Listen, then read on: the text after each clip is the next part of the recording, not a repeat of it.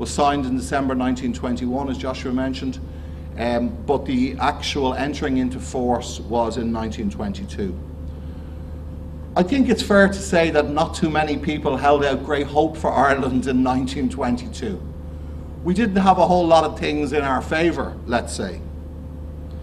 We were a nation whose people had been scattered to the four winds of the world because of displacement, because of severe hardship, because of oppression, because of lack of democracy, because of lack of opportunity. In fact, we'd been devastated repeatedly over succeeding centuries. We were devastated in the lead up to our independence by the removal of the colonial machine from Ireland, the removal of the financial sector, the removal of all of these parts of the colonial machine that had defined Ireland for so many years.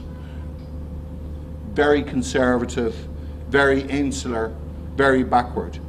And yet just 2 months after my dad was born, the Irish Free State came into existence. How cool is that? So every time I talk to my dad, I think of that. The Irish Free State. It wasn't a republic, it wasn't a kingdom, it was called a really strange name, the Irish Free State. Incredible. It was the only with the previous colonial power. It's kind of interesting, isn't it, in world history? But our issues were very, very similar with the newly independent countries of the world, as they are with countries in Africa, for example. So we had issues around legal and administrative continuity. Does that sound familiar? We had issues around the economy. We had civil conflict. We had issues over the state symbols.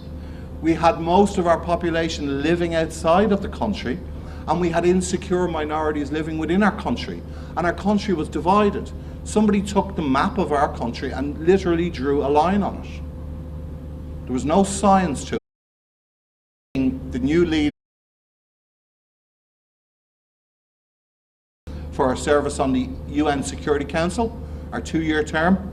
We serve roughly every 20 years, 1980, 1981, 2001, 2000, and then 2021.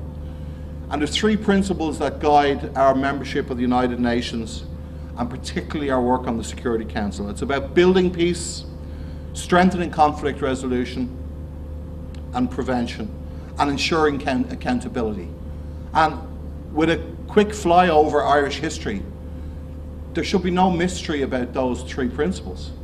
They're consistent time of huge conflict and disruption in the European continent, but managed to find its way.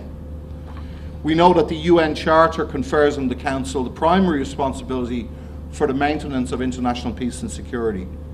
We know also that the UN Security Council can only do that if they invest in preventing conflict, as well as solving. Single day since 1960, one of our men and women have served on peacekeeping operations in the world.